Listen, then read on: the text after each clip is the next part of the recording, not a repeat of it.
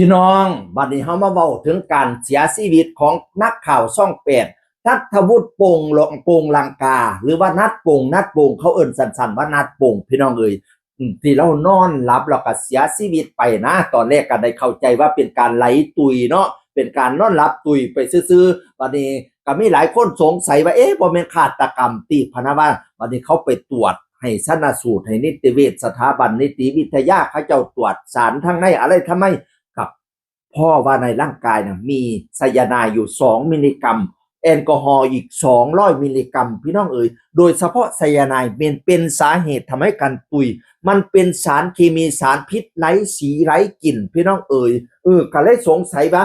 ทำไมมีไซยาไนด์ในตัวของนัดพงษ์เป็นการฆาตกรรมไหมพระบาข้าเจ้าก็สืบไปพี่น้องเบิ่งกล้องวงจรปิดมื้อนั้นมีคนมีโมไปสังสรรค์กันอยู่5คนผู้หนึ่ง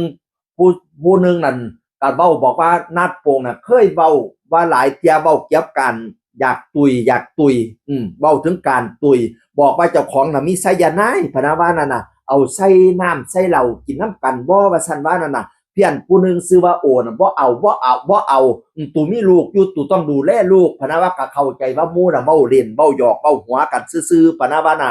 แล้วหมู่อีกผู้หนึ่งก็บอกว่าเว้าเรื่องไซยาไนด์นี่เคยได้ยินนัดโป่งว่ามีน่ะหลายเที่ยอยู่พะนะว่านั่นน่ะ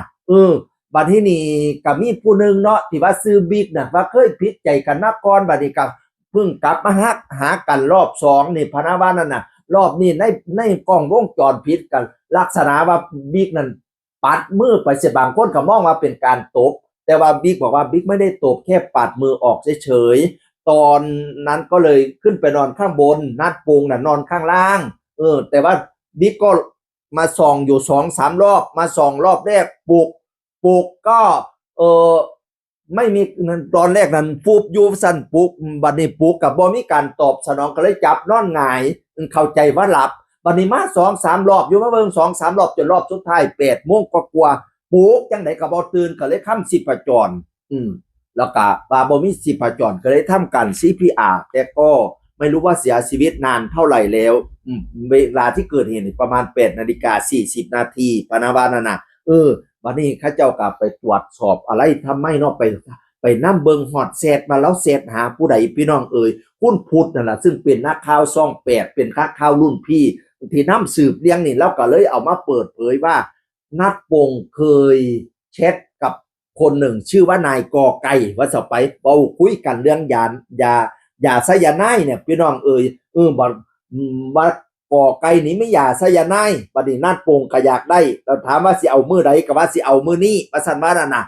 คุณพุทธตกใจในแชทมากประกาศในรายการเลยว่ากำลังหาเพื่อนกอไก่คนนี้และเตือนว่าไม่ต้องหนีไปไหนเพราะจะทำทุกอย่างให้ถึงตำรวจคุณพุทธย้ำว่าถ้าน้องนัดตัดสินใจเลือกทางของตัวเองก็รับได้แต่ถ้ามีใครทำให้น้องต้องเกิดเรื่องคนนั้นต้องรับผิดชอบปะนะว่า